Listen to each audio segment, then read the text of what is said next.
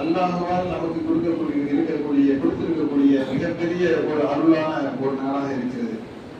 இந்த நாளில் இருக்கக்கூடிய நாம் இந்த நாளை வீணடித்து விடாமல் அதிகமாக அல்லாஹ்விடத்தில் பிரார்த்தனை செய்யக்கூடியவர்களாக வீண் பேச்சுகளை தவிர்த்துக் கொண்டு வீணான காரியங்களை தவிர்த்துக் கொண்டு முடிந்த வரைக்கும் நம்மால் இயன்ற அளவிற்கு அல்லாஹ்வை திக்ர் செய்யக்கூடியவர்களாக இது போன்ற பயான் நிகழ்ச்சிகள்ல வீணான பேச்சுகளை தடுத்து இங்கே என்ன சொல்லப்படுகிறது என்பதை உன்னிப்பாக கவனித்து அதன் மூலமாக நாம் என்ன படிப்பினை பெறலாம் என்கின்ற அந்த சிந்தனைகளோடு இந்த இரவை கழித்தோம் என்று சொன்னால் அல்லாஹ்விடத்தில் அதற்கான முழுமையான கூலியை நம்மால் பெற முடியும் என்கின்ற சிந்தனைகளோடு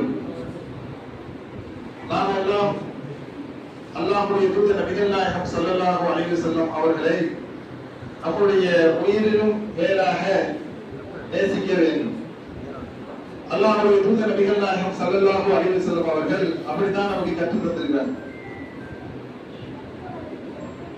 இந்த அடிப்படையில் அல்லாஹ்வுடைய தூதர் அவர்கள் உலகத்தில் யாரெல்லாம் மூமினாக இருக்கிறோமோ அவர்கள் அனைவரும் அல்லாஹ்வுடைய தூதர் மீது தங்களுடைய உயிரை விட நேசிக்கக்கூடியவர்களாகத்தான் இருக்கிறார்கள். அப்படி இருந்தால்தான் ஒரு மூமினாக இந்த உலகத்தில் பயணிக்க முடியும்.